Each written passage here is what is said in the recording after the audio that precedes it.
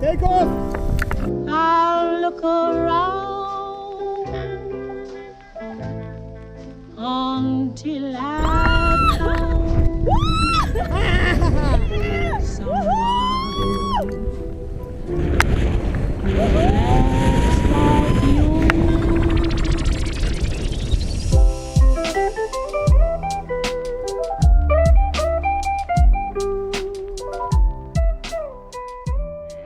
Good morning from Turkey. I don't know which part of Turkey, pero we're still in Turkey.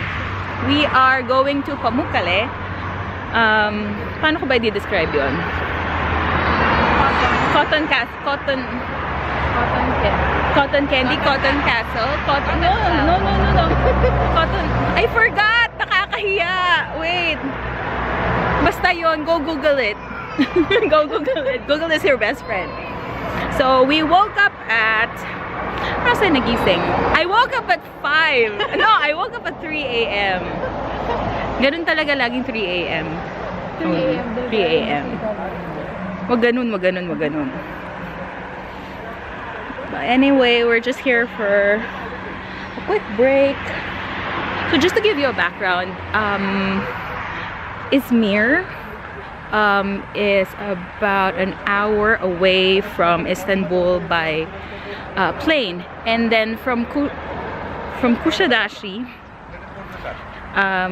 Pamukkale is about 3 hours away by land. So mahaba-habang mahaba-habang biyahe.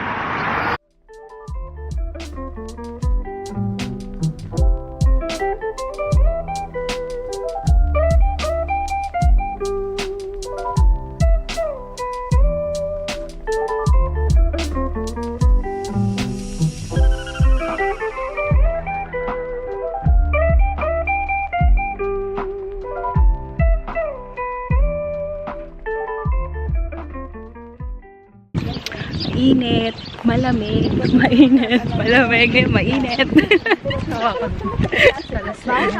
Salang sa init, sana sa malamig. Pero siya nalamig. Sakto lang. This is the 100% natural water of Pamukkale. The hot springs are coming from underneath this region.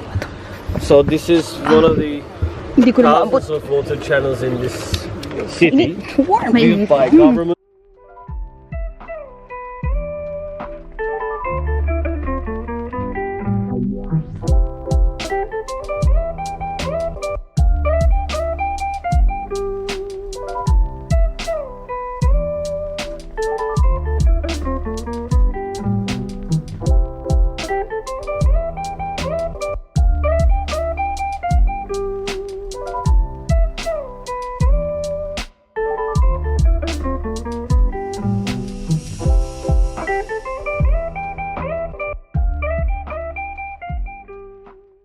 Part na may lumot, it's kind of slippery. Hindi kind of, talagang slippery. Oo, it's really slippery. Pero it's cold, it's hot, it's... Sana I can sit here, no? Ipag umupo ka dyan, malalaglag ka na dito. If you think I'm adventurous and a risk taker, wait till you see my friend! This? Wait, hold on. Tingnan mo naman siya kung saan siya nakatayo. Standing on the edge. Let's go. It's hot. I mean, it's cold, it's hot. It's dry. Ito na naman yung cold. Hindi ako dyan. I'm not going there. Pipila na tayo sa sa buwis buhay part.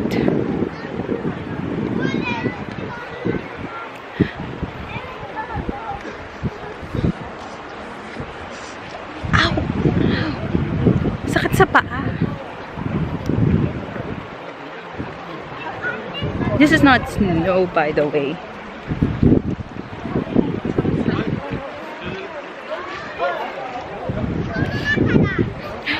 Ow! Stretch! Smile!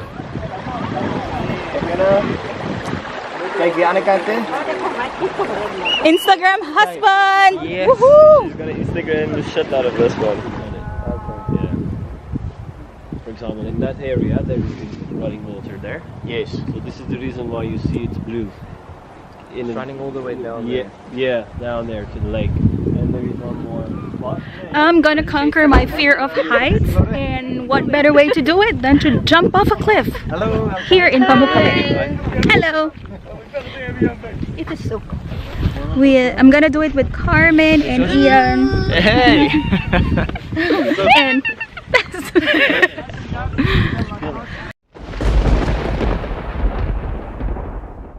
The weather changes. yeah, the weather is bad, so no paragliding for the four of us.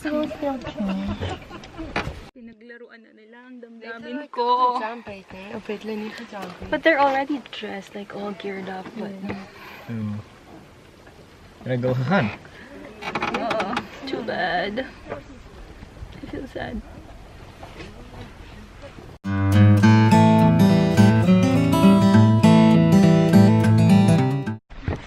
Yay!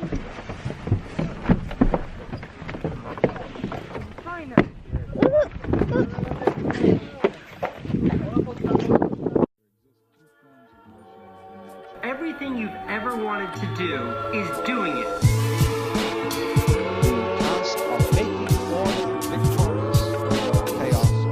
One that builds up and creates. What's the secret to happiness?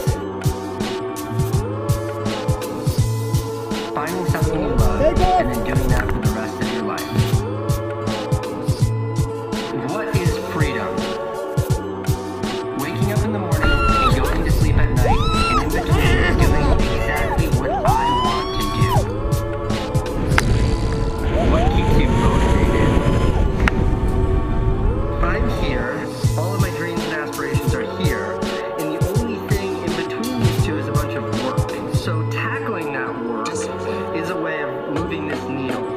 That's all the motivation I need. I love progress in any manifestation. Fantastic.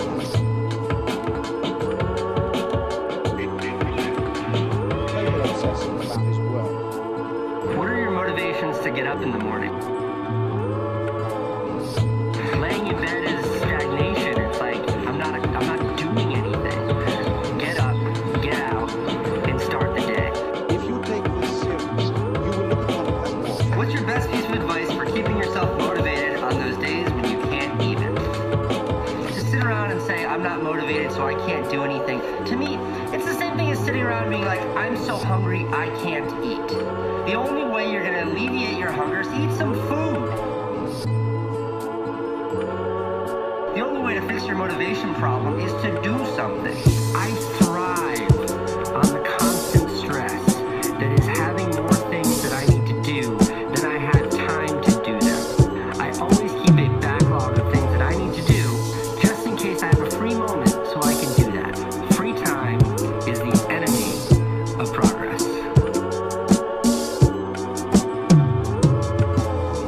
Do you learn more from success or failure?